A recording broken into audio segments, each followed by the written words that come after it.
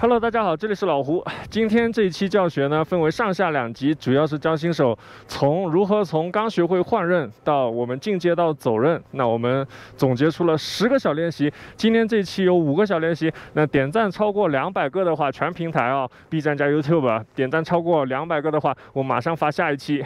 那我们先看一下有什么小练习能帮助我们从换刃进阶到走刃，也就是 carving 广义上的 carving。首先，在教学开始前，先喝口饮料。我觉得下次我会带个保温杯上来，会显得更专业一点。泡点枸杞更好。对，保温杯泡枸杞，下次就得这样。好，第一个练习呢，首先我们要知道，我们在换刃的时候，重心是有起伏的。那有些体系管它叫引伸换刃，如果是 Alpine 的话，会叫它 crossover、cross under、cross through。那 crossover 是最基础的一种，也就是你换刃的时候，就这么多名词很复杂。我简单的说，也就是你换刃的时候站起来，换完刃蹲下去，然后再换下一个刃的时候又站起来，然后换完刃又蹲下去。OK。那为了做到这样呢，我们先在一个刃上面推坡的时候练习一下蹲起，也就是大家看我现在推坡，蹲起，蹲起，蹲起，然后再反过来后刃，蹲起，蹲起，蹲起。我今天这个固定器角度是2只脚朝前的1顺，8字正在练习的同学们，身体的朝向就朝向板的侧面，前刃看向山上，后刃看向山下就行了。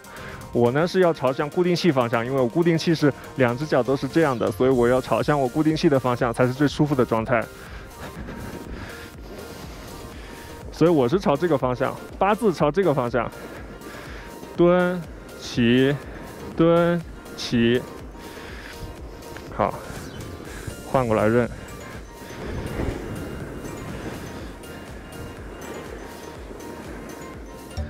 一个雪场安全小须知，就是我们现在做一个错误示范，就是你不能坐在缆车的正底下拍一拍缆车过来。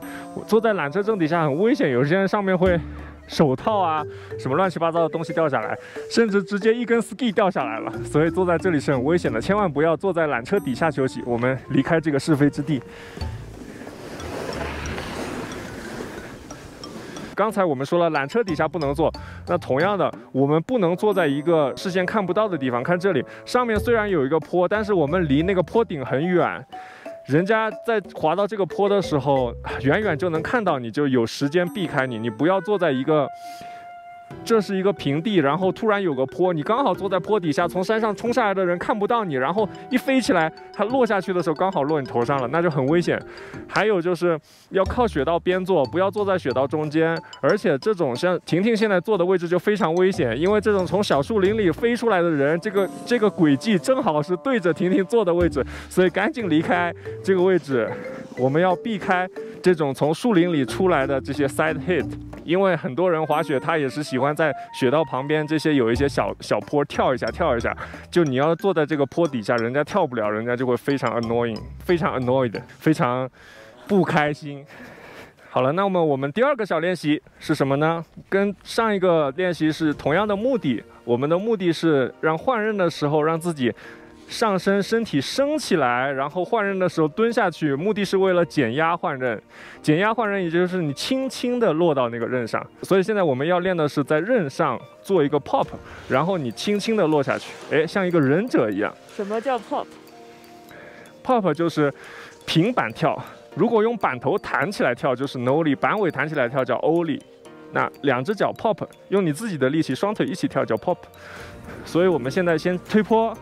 然后找一个刹车能刹住的状态，做一个 pop， 然后轻轻的蹲下去，不要说这样啪这样砸下去，不对，不要砸下去，要轻轻的落下去 ，OK？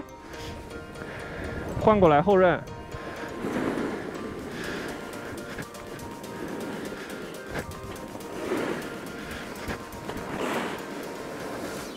试着让自己轻轻地落到刃上。这2个小练习非常有帮助于你换刃之后入下一个弯的时候增加稳定性。那我把刚才2个小练习应用到换刃上，大家看一下是什么效果。蹲起，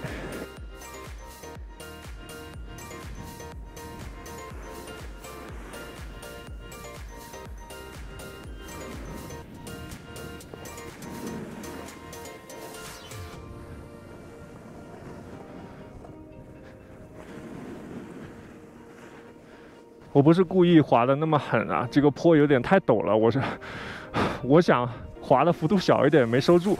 就是说，你换刃的时候升起来，再落下去，这样有助于增加下一个入弯的稳定性。那你 pop 也应用了吗 ？pop 就是你想象自己弯中跳一下，但是大部分初学者刚学会换刃，觉得在弯中跳是一件很害怕的事情。你只要脑子里想着跳这件事情，但你不用真的跳起来，你只要有往上升的这个意识就行了。讲第3个吧。第3个是啥来着？又忘了。然后手勾脚踝。然后我要教大家一个比较进阶的小 tip， 也就是大家很困难的那边苦手侧，通常都是后刃。刚开始大部分人过了推坡的阶段，在换刃的阶段，当你熟练到一定程度，你会发现前刃比后刃简单很多。很多人先学会了前刃走刃，然后发现后刃很长一段时间都没有办法走出干净的刃。那属于这个阶段的朋友们就可以尝试这个练习，也就是后刃入弯的时候，你可以尝试勾脚踝，勾的是前脚脚踝，后脚脚踝不用勾太多，因为后脚脚踝也勾的太多的话，有时候你的主动站姿，也就是你转过来朝向板头这个主动站姿有点会容易维持不住，那你就很容易一屁股坐地上，所以就想象着自己去勾前脚脚踝就可以了。后刃的时候，我是朝这个方向滑行。待会我后刃这样拐过来的时候，这是我的前脚，我的前脚脚踝要勾，我才能立刃。大家看，勾，大家看，我后刃勾脚踝，后刃入弯，这时候勾脚踝，看看刃。猛勾脚踝，你就能锁住后刃的利刃。大家一定要在弯中尝试做这个练习，这个是极限刻滑中所应用的勾脚踝，所以这是一个非常进阶的 tip。大家可以在初学走刃的时候，尝试在斜滑降的时候去勾一勾自己的脚踝，感受一下你的板子的变化，你感觉你的刃会插得更稳。后刃斜滑，我往那边斜滑。勾脚踝，勾脚踝，勾脚踝。大家可以看我的轨迹，我每一次一勾脚踝，利刃就会发现变化，然后我走出来的轨迹就会发生变化。大家仔细看，好了，找到一个空档，好，斜滑，后刃，勾脚踝，勾脚踝，勾脚踝，失误了，勾脚踝，勾脚踝。勾脚踝，